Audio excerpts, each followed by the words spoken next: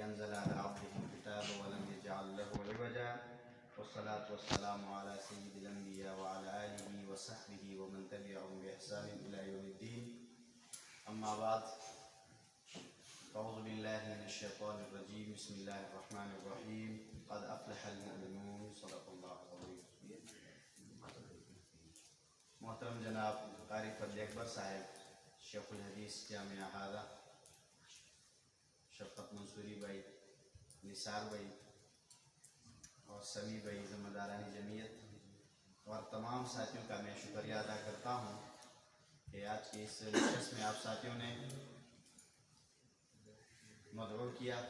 میں اپنے لیے سعادت بھی سمجھتا ہوں کہ ایک مرکزی ادارے کے طلباء کرام کے سامنے کچھ گزارشات رکھنے کی جسارت کر رہا ہوں. آپ ساتھیوں کی طرف سے جو باتیں آ گئی ہے اس میں بھی اضافے کی گنجائش نہیں ہے، اور پھر قاری فضل اکبر صاحب جو استاد الحدیث ہیں ان کے بعد مناسب نہیں ہے کہ کچھ گزارشات آپ کے سامنے رکھی جائیں، لیکن چند خوشائن چیزیں جو یہاں دیکھنے کو ملی اسے فروغ دینے کی ضرورت ہے. یہ انتہائی خوشائن بات ہے کہ آپ ساتھیوں کو یہ حق دیا گیا کہ آپ آئیں اور اپنے تاثرات پیش کریں. یہ اور اداروں کے لیے جہاں جہاں ہوتا ہے بڑی بات ہے، جہاں جہاں نہیں ہوتا یہ ہونا چاہیے. اور پھر اس سے بڑی خوشی کی بات یہ ہے کہ یہاں جو ساتھی تاثرات پیش کرنے آئے انہوں نے کمی اور کوتاہیوں کی نشاندہی کی، بہتری کے لیے تجاویز بھی پیش کی. اور اس میں سب سے بڑی خوشی کی بات یہ ہے کہ ذمہ داران نے خوش اسلوبی کے ساتھ ان چیزوں کو سنا بھی اور بہتری کی یقین دہانی بھی کی. دیکھیں یہ ہمارا امتیاز ہے کہ ہم میں سے کسی کا یہ تاثر ہے کہ جب ہم کوئی دینی سرگرمی کر رہے ہیں اس کی وجہ سے پڑوس میں لوگ تکلیف میں پڑتے ہیں. یہ ایک احساس ہے. ان کا احساس یہ ہے کہ لوگوں کو تکلیف نہیں پہنچانا چاہیے. دوسرا احساس یہ ہے کہ لوگ تو ویسے بھی جاگتے رہتے ہیں، انہیں کچھ خدا کے قریب کرنا چاہیے. یہ بھی ایک احساس ہے. یہ امتیاز ہے ہمارا کہ ہر طرف احساس ہی پایا جاتا ہے.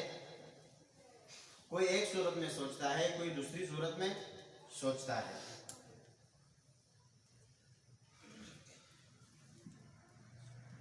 دو تین چیزیں جو ہر مسلمان کے ساتھ اللہ کا حکم ہے، اور اگر یہ کہیں کہ دین کی بنیاد ہے جو ہر کسی کی ضرورت ہے، اس کی طرف میں آپ تمام ساتھیوں کی توجہ دلاؤں گا اور آپ کو مخاطب کر کے اپنے آپ کو سنانے جا رہا ہوں کہ کامیاب اور کامران اور فلاح ان لوگوں نے پائی ہے جنہوں نے نماز قائم کی. بظاہر ہم دینی ادارے کے اندر رہتے ہیں، کسی بھی دینی ادارے کے اندر ہم بسا اوقات ایسے بھی ہوتا ہے کہ مسجد کے اندر سوئے ہوتے ہیں، مسجد کے اندر بیٹھے ہوتے ہیں، لیکن جو بنیادی چیز ہے یہ نظر انداز ہو جاتی ہے کسی نہ کسی طرح. میں صرف اس ایک چیز کی طرف آپ ساتھیوں کی توجہ دلاؤں گا کہ ہمارا سب سے بڑا فریضہ، سب سے اولین فریضہ یہ ہے کہ ہم اپنی نمازوں کی حفاظت کریں. اور بارہا قرآن کریم کے اندر بھی، نبی اکرم صلی اللہ علیہ وسلم کے تعلیمات کے اندر بھی اس کا تذکرہ بھی ملتا ہے، اس طرف توجہ بھی ملتی ہے اور تنبیہ بھی ملتی ہے کہ نمازوں کے اندر خشیت ہم اختیار کریں، اپنی نمازوں کی محافظت ہم کریں، اپنے مقررہ وقت پر باجماعت نمازیں ادا کرنے کی ہم کوشش نہ کریں، بلکہ اس کو فریضہ تو ہے ہی ہمارا، لیکن پھر ایک داعی جو ہوتا ہے وہ تو نمونہ عمل ہوتا ہے، وہ تو برینڈ ایمبیسیڈر ہوتا ہے. اس کو تو لوگ دیکھتے ہیں، اس کو لوگ فالو کرتے ہیں، اس کا اتباع کرتے ہیں لوگ. تو ہم اپنی جو دعوت ہے اس کا اگر مجسمہ بننا چاہیں، اپنے لیے جو ہے ماڈل ہم بننا چاہیں، تو سب سے پہلی چیز اگر کوئی چیز ہے تو وہ نماز ہے. وہ کہ ہماری نمازوں کے اندر ایسی خشیت ہو کہ کوئی ہمیں دیکھے تو انہیں خدا یاد آئے. اس کے بعد ایک چھوٹی سی چیز، यहाँ किसी एक साथी ने शायद उसका तज़किरा भी किया और एक शायर ने भी उस तरफ बहुत खूबसूरत इशारा किया है कि ए दिल तमाम नफ़ा है सौदाए इश्क में, ए दिल तमाम नफ़ा है सौदाए इश्क में, एक जान का ज़िया है सो ऐसा ज़िया नहीं। अगर इश्क के सौदा में जान चली जाती है तो ये इतनी बड़ी बात नहीं है। आप सब यहाँ आए हैं पढ़ने के लिए। किसी भी इदारे के अंदर जब लोग आते हैं तो दो तरह के होते हैं, एक वो होते हैं जिन्हें भेजा जाता है और एक वो होते हैं जो आते हैं। फिर जहाँ पर लोग किसी की वजह से आते हैं, वालिदैन किसी को ला के जो है बिठा देते हैं, रिश्तेदार ला के बिठा देते हैं, आदमी की खुद दिलचस्पी नहीं होती पढ़ाई के अंदर, उसका रुझान नहीं होता, लेकिन वो जो है अदब को मलूज़ आखिर रखते हुए पढ़ने लगता है। दूसरा वो होता है वो शऊरी तौर पर खुद सोच समझ कर आता है और पढ़ने लगता है। और इदारों के अंदर जहाँ फ़नून सिखाए जाते हैं, जहाँ उलूम की तरफ तवज्जो नहीं होती या उलूम तरजीहात में नहीं होते, और ये फ़नून और उलूम की तफरीक भी हमें बहरहाल करनी होगी कि जहाँ भी वही मतलू और गैर मतलू इसके तहत ज़िंदगी गुजारने का दर्स दिया जाता हो तो वो उलूम है, और जहाँ ये रुझान न हो और इसकी तरजीह न हो वो फ़नून है। वहाँ तो हम ये कह सकते हैं कि जो आदमी वो किसी की वजह से आया है वो नाकाम है, लेकिन मदरसा ये दुनिया के इस वजूद पर कायनात में मदरसा वो वाहिद इदारा है जहाँ कोई आया या किसी को भेजा कि वो दोनों कामयाब हैं, जो यहाँ आके खैर ही पाते हैं। मैं इशारों में अपनी गुफ्तगू को समेटते हुए आपके साथ दो गुजारिशात और रखने की कोशिश करूँगा। देखिए, दुनिया के अंदर कोई भी आदमी किसी की वजह से बेहतर नहीं बनता। इस्लाम की तालीमात यह है कि इंसान बेहतर से बेहतर बनने की कोशिश करे। इंसान को कुरान ने, अल्लाह ने और अल्लाह के अंबिया ने यही दर्स दिया है कि इंसान बेहतर से बेहतर बनने की कोशिश करे। और सैयद अबुल हसन अली नदवी रहमतुल्लाह अलैह ने लिखा है कि जो इंसान बेहतर बनने की कोशिश नहीं करता वो दरहकीकत हैवानी होता है। तो आपको कोई चीज़ अगर बेहतर बना सकती है, आपको अगर नुमाया बना सकती है, किसी और चीज़ से आपको अलग थलग करके पेश कर सकती है, वो आपका अपना ज़ाती जौहर है, आपकी ज़ाती मेहनत है, आपकी ज़ाती काविश है। जब तक आपके पास आपकी ज़ाती काविश नहीं होगी, आपकी ज़ाती दिलचस्पी नहीं होगी, आपकी खुद तड़प नहीं होगी, कोई भी चीज़, कोई भी माहौल, कोई भी सरगर्मी वो आपको बेहतर से बेहतर नहीं बना सकती। मैं उसकी मिसाल आपकी ये बज़्म अदब की दे दूँगा। अगर आपकी खुद की दिलचस्पी नहीं है, आप इदारे की मजबूरी की वजह से आते हैं, नज़्म जमीयत के ज़िम्मेदारान आपको मजबूर करते हैं, आप किसी की जो है अदब की वजह से आप आते हैं, आपकी खुद की दिलचस्पी नहीं है, यह मुमकिन ही नहीं है कि आप यहाँ आए। आप गुफ्तगू यहाँ बेशक करके चले जाएंगे, लेकिन यह आपके मुस्तकबिल में कहीं भी ये तजुर्बा हुआ नहीं है कि ज़ाती दिलचस्पी न हो और कोई आदमी ख़तीब बन जाए, ज़ाती दिलचस्पी न हो और कोई आदमी किसी जगह पे अपना नाम जो है वो बना सके। तारीख़ में एक भी मिसाल ऐसी नहीं मिलती कि किसी की ज़ाती दिलचस्पी। हम देखते हैं कि औलिया के औलाद हैं वो रुसवा हो रहे हैं। औलिया क्या है? अंबिया के औलाद हैं। ज़ाती मेहनत नहीं है, काविश नहीं है, तड़प नहीं है। नूह अलैहिस्सलाम की मिसाल हमारे सामने है, इब्राहिम अलैहिस्सलाम के वालिद हैं, लूत अलैहिस्सलाम की बीवी है। अंबिया की मिसालें हमारे सामने हैं। जब किसी की ज़ाती तड़प न हो तो किसी की बरगजीगी की वजह से, शराफत की वजह से कोई आदमी बड़ा नहीं होता। और अंबिया से बड़ा कौन हो सकता है? जब उनके घरों की ये सूरत हाल है तो हमें ये तय करना होगा कि हमें जब तक अपनी ज़ाती दिलचस्पी को, अपनी ज़ाती काविशों को हम शामिल हाल नहीं करेंगे, हम बेहतर नहीं बन सकेंगे, हम बड़ा नहीं बन सकेंगे, हम इम्तियाजी नहीं बन सकेंगे। इसके साथ दूसरी चीज़ जो आपको मैं तजवीज़ करूँगा, ये दौर इख्तिसास का दौर है। बेशक हमारे यहाँ एक निज़ाम है, एक निसाब है, जिसको हम सब ने फॉलो करना है, उसी के मुताबिक चलना है। بہت ضروری بھی ہے، لیکن آپ درجہ اولا میں آ کر یہ طے کریں گے کہ آپ نے کس فن کے اندر مہارت حاصل کرنی ہے۔ اور ماحول کے دیکھیں دلچسپی کو ماحول بناتی ہے۔ آپ کی کلاس کے اندر اگر فقہ کا رجحان ہے، آپ نے فقہ کی طرف توجہ دینی ہے۔ آپ کی کلاس کے اندر اگر علمی کلام کی طرف توجہ ہے تو آپ نے اس طرف توجہ دینی ہے۔ آپ کے اندر دائی بننے کا اگر جذبہ ہے اور آپ یہ محسوس کرتے ہیں کہ آپ دائی کے طور پر بہترین کردار ادا کر سکتے ہیں تو اس میں کوئی عیب نہیں ہے کہ آپ دائی بنیں۔ عمومی طور پر اداروں کے اندر، مدارس کے اندر اس چیز کو معیوب سمجھا جاتا ہے کہ کوئی آدمی پڑھاکو تو زیادہ نہیں ہے، وہ دائی ہے۔ تو اصل چیز تو دعوت ہے، جو پشتوں میں کسی نے بہت خوبصورت شعر کہا ہے کہ دا کعبے پر بزرگی کی ہس شک نشتہ۔ میں آپ کو ترجمہ بھی سناؤں گا۔ دا کعبے پر بزرگی کی ہس شک نشتہ وہ خرب حجی نشی بتاوا۔ کعبہ کی شرافت میں تو کسی کو کوئی شبہ نہیں ہے، کوئی شک نہیں ہے۔ لاریب کعبہ جو ہے اللہ کا گھر ہے، بیت اللہ ہے، حرمت والی جگہ ہے، لیکن گدھا اگر طواف کرتا ہے تو مجھے حج کہلائیں گے۔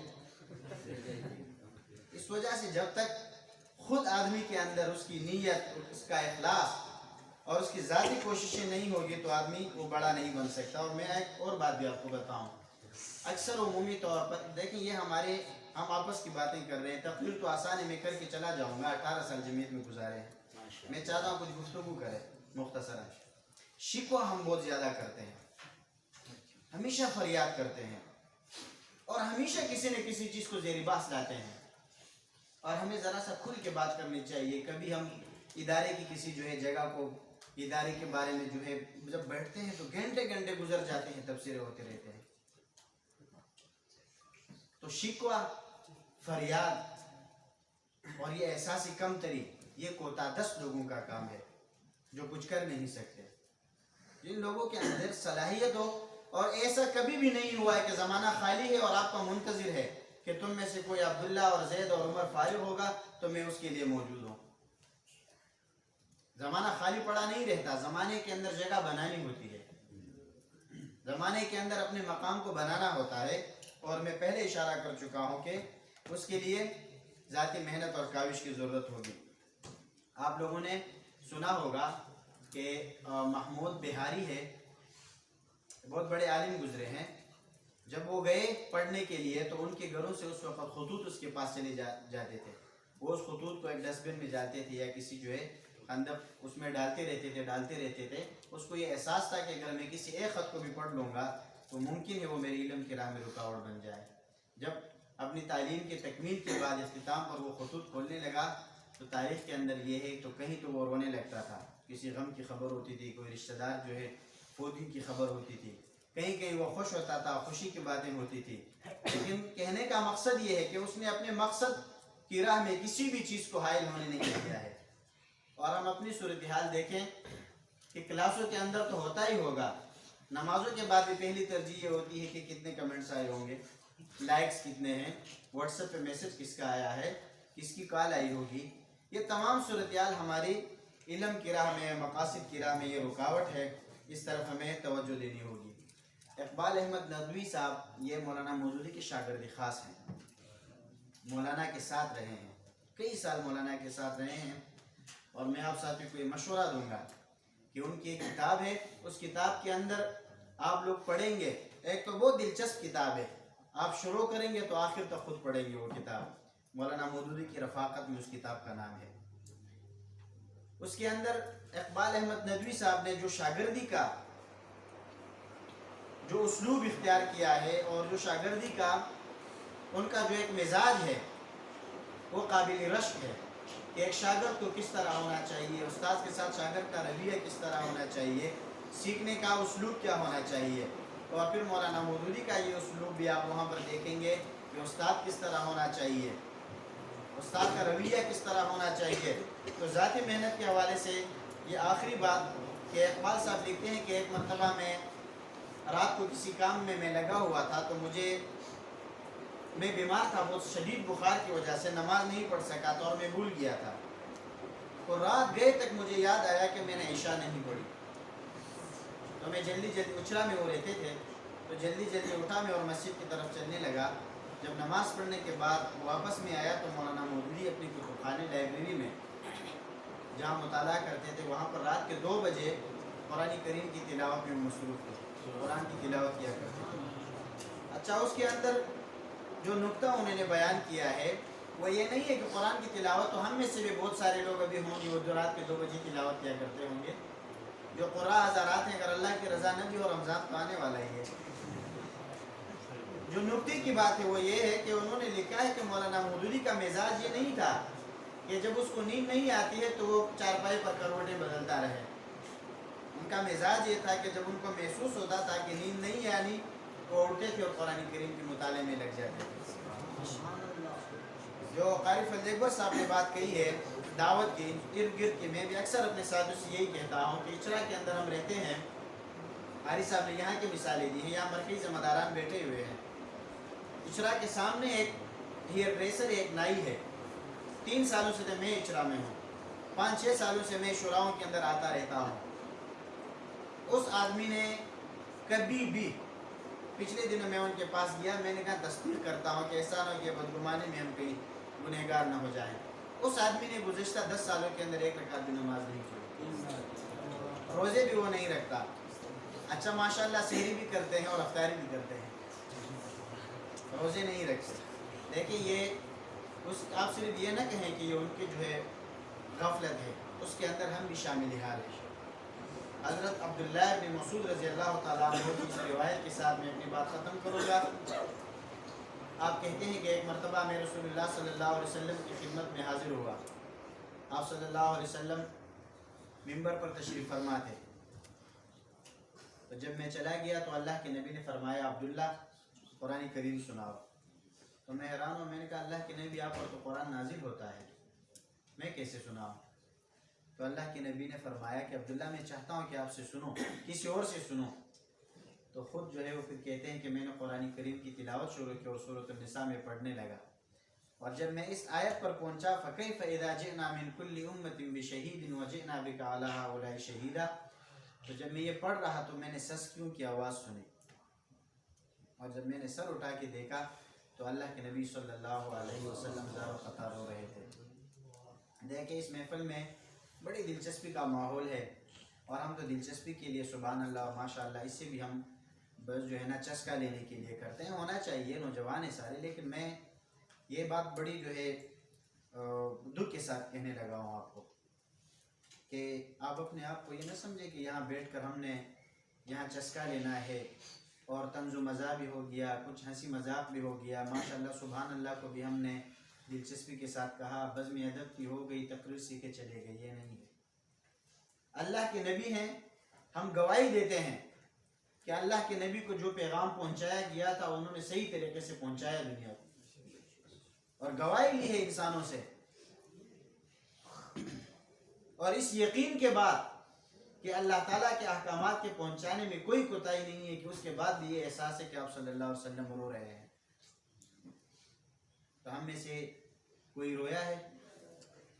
دن کے وقت کسی نے یہ جاگتے ہوئے سوچا ہے کہ ہمارے ارد گرد لوگوں کی کیا صورتحال ہے؟ رات کے وقت کسی نے یہ سوچا ہے کہ جو باورچی ہمارے ہاں ہے وہ جانتا ہے کہ اللہ کون ہے، نبی کون ہے، آخرت کسے کہتے ہیں، قبر کے اندر کیا کیا سوالات ہوں گے، حشر کے اندر کیا کیا سوالات ہوں گے؟ ہم میں سے کسی نے یہ سوچا ہے تو بہتر ہے، نہیں سوچا ہے تو اس پہ سوچنا چاہیے۔ حضرت خباب بن عرط رضی اللہ تعالیٰ عنہ کا آپ سب جانتے ہیں، ایک مرتبہ آپ صلی اللہ علیہ وسلم کی خدمت اقدس میں حاضر ہوئے، اور اس صورتحال میں کہ جب کفار نے آپ کو سخت ترین تکلیفوں کے بعد جو ہے آپ کو چھوڑا تھا، آپ کو کوئلے پر، گرم کوئلے پر آپ کو رکھا جاتا تھا، اور آپ کے جسم سے بہنے والا خون اور پیپ اس کی وجہ سے وہ کوئلہ جو ہے وہ آگ وہ بجھ جاتی تھی، ایسی صورتحال میں آپ صلی اللہ علیہ وسلم کی خدمت میں حاضر ہوتے ہیں اور شکوہ کرتے ہیں اللہ کے نبی نصرت کب آئے گی، مدد کب آئے گی؟ تو اللہ کے نبی فرماتے ہیں، چہرے پر ناگواری ہے، اضطراب کی حالت میں یہ باتیں سن کر، یہ فریاد سن کر، اور پھر انہیں فرماتے ہیں کہ آپ کو معلوم ہے جو لوگ اقامت دین کا کام کرتے تھے، جن لوگوں نے اللہ کے احکام کی بلندی کے لیے کام کیا ہے، ان پہ کیا کیا گزرے ہے؟ اور پھر بتاتے ہیں کہ آپ سے پہلے جن لوگوں نے یہ کام کیا تھا، خندق کھود کر خندق کے اندر انہیں ڈھالا گیا اور آری سے جسم کے درمیان میں ان کو کاٹا گیا اور لوہے کے کنگھی سے ان کے چمڑے کو اتارا گیا۔ ایسی صورتحال میں بھی ان لوگوں نے صبر و استقامت کا مظاہرہ کیا، شکوہ نہیں کیا، اللہ تعالیٰ کے دین کی خاطر یہ برداشت کیا۔ یہ سب سیرت اور صحابہ کرام کے جو واقعات ہیں، یہ واقعات اور سیرت فقط قصے اور کہانیاں اور فقط جو ہے بیان اور تحریر کے لیے نہیں ہے، یہ عبرت کے لیے ہے، مشعل راہ کے لیے ہے۔ ایک طرف یہ احساس پیدا کرنا کہ ہمارے ارد گرد کی کیا صورتحال ہے، اور میں ارد گرد کے لیے دوبارہ بتاؤں گا کہ جب تک ہم خود اپنے آپ کو تبدیل کے لیے تیار نہیں ہوں گے تو ہمیں یہ سوچنا بھی نہیں چاہیے کہ باورچی کو ہم تبدیل کر سکیں، چوکیدار کو ہم تبدیل کر سکیں، دکاندار کو ہم دعوت دے سکیں۔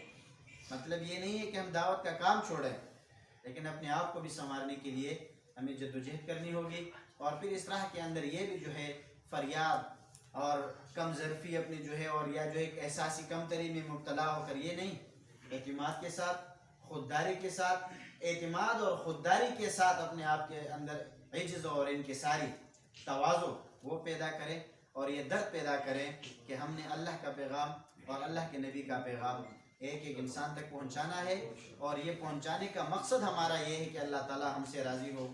جو کچھ کہا گیا اللہ تعالیٰ مجھے اور آپ سب کو عمل کرنے کی توفیق عطا فرمائے۔